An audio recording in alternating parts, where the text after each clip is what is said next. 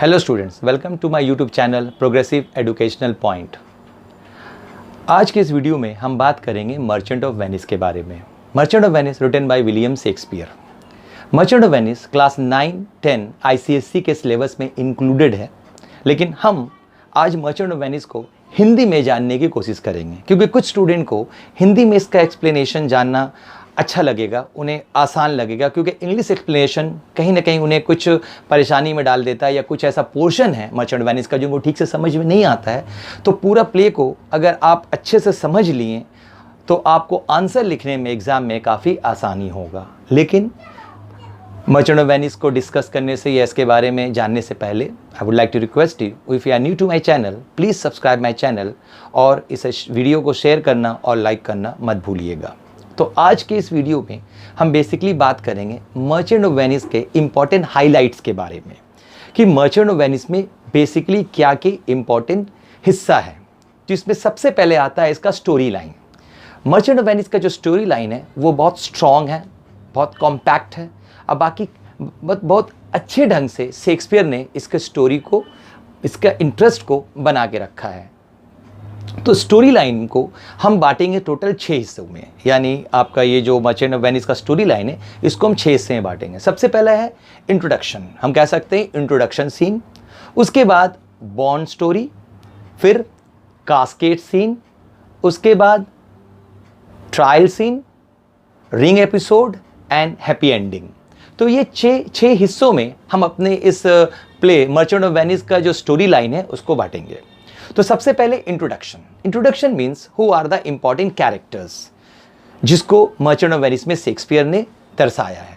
तो उन important characters में सबसे इंपॉर्टेंट कैरेक्टर्स जो है वो बेसिकली 4 हैं। Antonio, who is the merchant of Venice. Merchant of Venice means हम कह सकते हैं द बिजनेसमैन ऑफ वेनिस।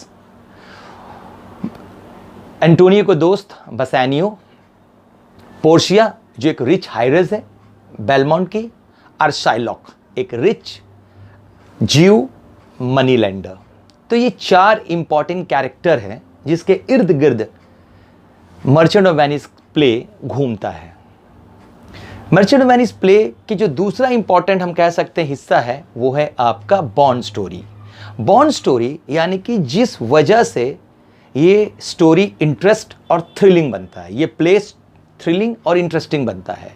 और वो बॉन्ड स्टोरी तब आता है जब एंटोनियो का फ्रेंड बसानियो को 3000 डुकेट्स की ज़रूरत रहती है बेलमोंट जाने के लिए, जहाँ पर वो एक कंपटीशन है कास्केड चूज़ करने का, उसमें वो अपने आप को compete करना चाहता है ताकि वो सही कास्केड चूज़ करे और उसकी शादी पोर्शिया से हो सके जो एक बहुत ही अमीर हाइरेस है बेलमोंट की।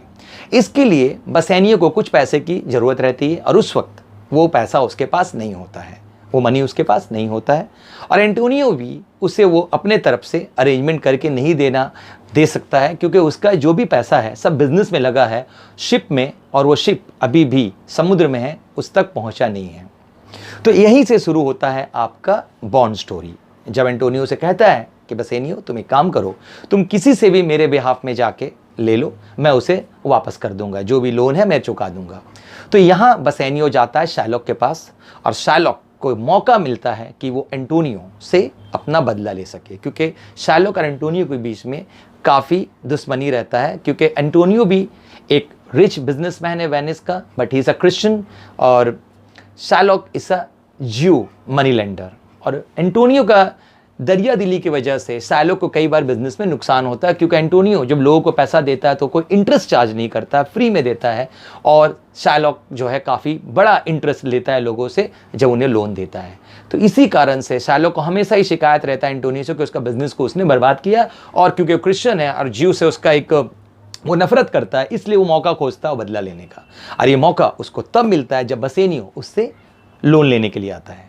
तो इस पर शाइलॉक बोलता है कि मैं लोन दूंगा, लेकिन ठीक है एंटोनियो गारंटर बनेगा, लेकिन एंटोनियो को एक एग्रीमेंट साइन करना होगा कि अगर 3 महीना के अंदर एंटोनियो मेरा 3000 डुकेट्स वापस नहीं करेगा तो मैं उसके जिस्म के किसी भी हिस्सा से 1 पाउंड फ्लैश निकाल लूँगा।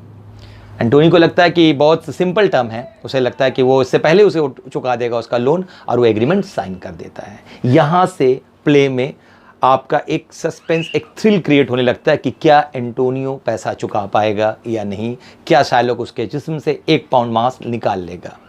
फिर आता है कास्केट सीन। जब बसेनियो बेलमोंट पहुंचता है, वहाँ पर और भी कई राइवल्स, कॉम्पिटिटर्स या शूटर्स कहेंगे जो पहले पहुँचे रहते हैं, और वहाँ पर मरने से पहले पोर्शिया के जो फादर हैं वो 3 कास्केट रख के जाते हैं जिसके थ्रू पोर्शिया की शादी होना है। और वो 3 कास्केट रहता है गोल्ड, सिल्वर और आयरन का। उसमें से एक कास्केट में पोर्शिया का पोर्ट्रेट फोटो रहता है, और जो भी शूटर सही कास्केट चूज करेगा उससे पोर्शिया की शादी होगी। इससे पहले 2 शूटर्स प्रिंस ऑफ मोरक्को और प्रिंस ऑफ अरागन ट्राई करते हैं लेकिन वो फेल हो जाते हैं। लेकिन बसेनियो सही कास्केट चूज करता है और उसका शादी लगभग तय हो चुका है कि अब उसकी शादी पोर्शिया से होगी। उसी वक्त अचानक प्ले में एक चेंजेस आता है जब पता चलता है कि शाइलॉक ने बॉन्ड को फॉरफिट कर दिया। मतलब एंटोनियो ने 3000 डुकेट जो शाइलॉक से लिया गया था बसेनियो के लिए वो वापस नहीं कर पाया है, और शाइलॉक ने उस बॉन्ड को, जो एग्रीमेंट साइन हुआ था, उसके अगेंस्ट में एक केस फाइल कर दिया है कोर्ट में वेनिस का अगेंस्ट एंटोनियो। और उसके बाद जब ये बात पोर्शिया को पता चलता है कि किस तरह एंटोनियो ने बसेनियो के लिए वो लोन लिया था शाइलॉक से, तो पोर्शिया रिक्वेस्ट करती है कि वो फ़ौरन जाए बसेनियो वेनिस और इतने अच्छे, इतने कीमती दोस्त को बचाए और वापस बेलमोंट लेके आए। उसके बाद शुरू होता है next most interesting and important phase of this play, the trial scene, the court scene. Court में किस तरह बसेनियो जब पहुंचता है तो शाइलॉक ऑलरेडी ये दावा कर चुका होता है कि उसको अब कोई पैसा नहीं चाहिए, 2 गुना, 4 गुना, 6 गुना, 8 गुना, 16 गुना भी नहीं चाहिए, उसे बस अब 1 पाउंड फ्लैश चाहिए, और वो भी बिल्कुल दिल के पास से, छाती के पास से एंटोनियो का। ये बात सबको समझ में आ जाता है कि शाइलॉक का इरादा सिर्फ एंटोनियो का जान लेना है, उससे बदला लेना है। ड्यूक, बाकी बड़े बड़े जो भी लोग होते हैं वेनिस का, वो सब कोशिश करते हैं कि वो मर्सी, दया दिखाए एंटोनियो पे, लेकिन यहाँ पर शाइलॉक कोई भी दया नहीं दिखाना चाहता है। उसका मकसद रहता है एंटोनियो का जान लेना।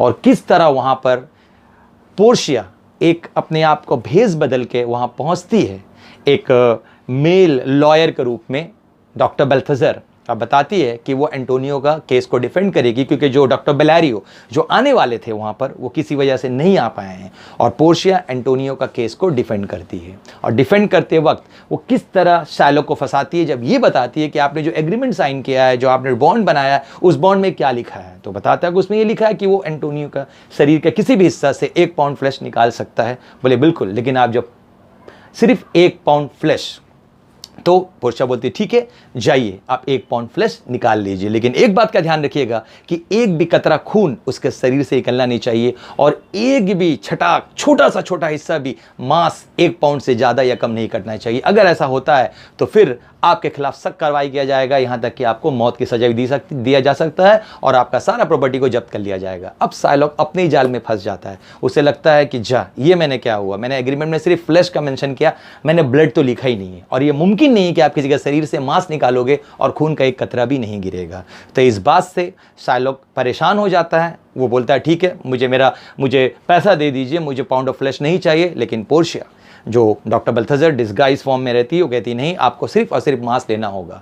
लेकिन शाइलॉक जब देखता है अब कोई रास्ता नहीं बचा है तो वो सरेंडर करता है, कहता है ठीक है मुझे कुछ नहीं चाहिए, मैं वापस जा रहा हूँ, मुझे कुछ नहीं चाहिए। इस बात से पोर्शिया ये साबित कर देती है कि शाइलॉक का जो मेन मकसद था वो एंटोनियो का जान लेना था, और इसके खिलाफ, शाइलॉक के खिलाफ कोर्ट में एक अगेंस्ट केस आ जाता है कि अगर कोई एलियन, मतलब किसी दूसरे देश का, दूसरे जाति का बंदा अगर वेनिस का किसी बंदे के खिलाफ ऐसा साजिश रचता है और ये साबित हो जाता है तो उसे उसका भरपाई सजा मिलेगा। और सजा ये कि अब शाइलॉक को अपना प्रॉपर्टी का हिस्सा खुद एंटोनियो को देना होगा, और क्योंकि उसने कोर्ट का वक्त बर्बाद किया है तो फिर कोर्ट को भी फाइन भरना पड़ेगा। इससे शाइलॉक और बुरी तरह फंस जाता है, और एंटोनियो शर्त रखता है कि ठीक है मुझे पूरा उसका आधा हिस्सा नहीं चाहिए प्रॉपर्टी का, हमको आधा का भी आधा चाहिए, लेकिन बाकी आधा हिस्सा वो अपने बेटी यानी जेसिका और अपना दामाद लोरेंजो जो एक क्रिश्चियन रहता है उसे दे। मरने के बाद मतलब ये सारा प्रॉपर्टी उनके बेटी और दामाद को जाए, और शाइलॉक को क्रिश्चियनिटी एक्सेप्ट करना होगा, यानी क्रिश्चियन धर्म में आना होगा। शाइलॉक के बाद से राजी हो जाता है और वहाँ से चला जाता है। उसके बाद ट्रायल सीन खत्म होता है और शुरू होता है अब लास्ट पोर्शन, जहाँ पर जब बसेनियो और एंटोनियो जब ये केस जीत चुके होते हैं तो जो पोर्शिया जो डॉक्टर बेल्थेजर के रूप में रहती है वो बताती है कि भाई ठीक है चलिए आप जीत लिए। तो इस बात से खुश होकर बसेनियो से कहता है कि आप अपना फीस ले लीजिए, आपने मेरा दोस्त का जान बचाया। लेकिन पोर्शिया कहती नहीं, मुझे मनी से कोई इंटरेस्ट नहीं है, बस मेरा काम आपको अच्छा लगा ये काफ़ी है। लेकिन जब बसेनियो बहुत जिद करता है तो पोर्शिया कहती है ठीक है आप मुझे अपना रिंग दे दीजिए, वही रिंग जो पोर्शिया ने बसेनियो को दिया था। और बसेनियो पहले बहुत ना करता है कि नहीं ये मेरा मतलब लव रिंग है, ये मेरी शादी की मतलब निशानी है, मैं आपको नहीं दे सकती हूँ। लेकिन वो कहता है ठीक है ये आपका बहाना, मैं यार कुछ नहीं लूँगी। तो आखिरकार एंटोनी के कहने पर बसेनियो रिंग पोर्शिया को दे देता है। पोर्शिया वहाँ से अपने साथी नरिसा के साथ, जो उसकी सर्वेंट भी रहती है, फ्रेंड भी रहती है, वो बेलमोंट चली जाती है। और जब एंटोनियो को लेकर बसेनियो तुम्हारा बेलमोंट पहुँचता है तो वहाँ से शुरू होता है रिंग एपिसोड और हैप्पी एंडिंग। और उसी वक्त जब पता चलता है तुम्हारा कि नरिसा को कि ग्राशेनियो जो बसेनियो का दोस्त है उसके उंगली में अंगूठी नहीं है, और पोर्शिया को पता चल जाता है कि बसेनियो को उंगली में अंगूठी नहीं है और ये अंगूठी उन्होंने किसी को दिया है।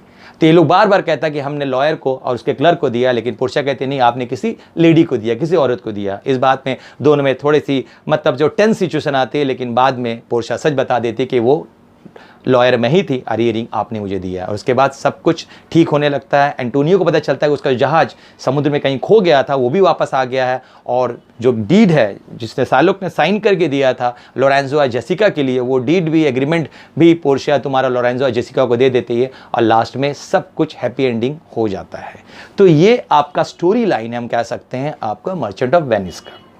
अब बात करते हैं हम मर्चेंट ऑफ वेनिस का थीम के बारे में। इसमें जो बेसिकली हम आपको पहले बता चुके 3 इंपॉर्टेंट फेसेस या हिस्सा में बात किया गया। इसके थीम में आएगा लव, क्योंकि बेसिकली एक रोमांटिक कॉमेडी है, नॉट टू फुल एक्सटेंट लेकिन टू सर्टेन एक्सटेंट हम कह सकते हैं कि एक रोमांटिक कॉमेडी है। पूरा फोकस तो लव में नहीं है, सीरियस कैरेक्टर है, मैच्योर कैरेक्टर है, लेकिन फिर भी यहाँ पर 3 लव स्टोरी दर्शाया गया है, बसेनियो और पोर्शिया के बीच में, ग्राशेनियो और नरिसा के बीच में, और लोरेंजो और जेसिका के बीच में। तो ये 3 लव स्टोरी भी है, इसलिए हम कह सकते हैं यहाँ पर लव है। लेकिन जो मेन इस लव स्टोरी है वो है बसेनियो और पोर्शिया का। दूसरा जो थीम है इसका वो है दोस्ती, लॉयलिटी, जो एंटोनियो और बसेनियो के बीच में है। एंटोनियो खुद परेशान रहता है, उसकी सारे बिजनेस जो है इस वक्त दाव पे लगी रहती है, लेकिन फिर भी वो अपने दोस्त को मदद करने के लिए वो शाइलोक के पास जाता है जो उसका सबसे बड़ा दुश्मन रहता है, और उसके साथ वो एग्रीमेंट करता है। यानी वो हमेशा बसेनियो को सपोर्ट करता है। ये जानती हो कि बसेनियो पहले भी कई बार एंटोनियो से लोन ले चुका है, लेकिन वो वापस नहीं किया है, लेकिन फिर भी एंटोनियो हमेशा उसका साथ देता है, उसका मदद करता है, और एक लॉयल फ्रेंडशिप दिखाया गया है मर्चेंट ऑफ वेनिस में। और तीसरा जो सबसे इंपॉर्टेंट हिस्सा है इस प्ले का वो है एनिमिटी, दुश्मनी, एंटोनियो और शाइलोक के बीच में। किस तरह शाइलोक हमेशा एक कोशिश करता है कि वो एंटोनियो से बदला ले, क्योंकि एंटोनियो क्रिश्चियन है, एक बहुत अच्छा आदमी है, उसका एक अच्छा नाम है वेनिस में, वो हमेशा चाहता है उसे नीचा दिखाए, उसका इंसल्ट करे। और शाइलोक भी हमेशा ये सोचता है कि उसको मौका मिले तो एंटोनियो से बदला ले, और जब उसे मौका मिलता है तो वो बदला लेने का पूरा कोशिश करता है। इंपॉर्टेंट कैरेक्टर्स की अगर हम बात करें थीम के बाद, तो इंपॉर्टेंट कैरेक्टर्स में जैसे कि हम पहले आपको बता चुके हैं, एंटोनियो, बसेनियो, शाइलोक और पोर्शिया, तो 4 इंपॉर्टेंट कैरेक्टर है ही हैं। उसके अलावा कुछ एंटोनियो को दोस्त हैं जैसे ग्राशेनियो, लोरेंजो, सेलानियो। उसी तरह पोर्शिया की फ्रेंड है नरिसा जो उसके साथ हमेशा रहती है, और बाकी जो इंपॉर्टेंट कैरेक्टर्स है वो इन्हीं के इर्द गिर्द घूमता है। यही आपका जो इंपॉर्टेंट कैरेक्टर्स है जिसको लेकर बहुत अच्छे तरीक़ा से, बहुत कॉम्पैक्ट वे में, बहुत ही ब्यूटीफुल वे में शेक्सपियर ने यह प्ले लिखा है मर्चेंट ऑफ वेनिस। उम्मीद है आपको आज मैंने जो वीडियो में आपको इसका इंट्रोडक्शन दिया, स्टोरी लाइन बताया, इसका थीम मैंने जो बताया, जो इंपॉर्टेंट कैरेक्टर्स के बारे में बताया, वो आपको समझ में आया होगा। अगले वीडियो में मैं बात करूँगा इसके एक्ट और सीन के बारे में। तब तक के लिए आप प्लीज़ इस पॉइंट को आप समझिए, इसके स्टोरी लाइन को समझिए। उम्मीद है आपको वीडियो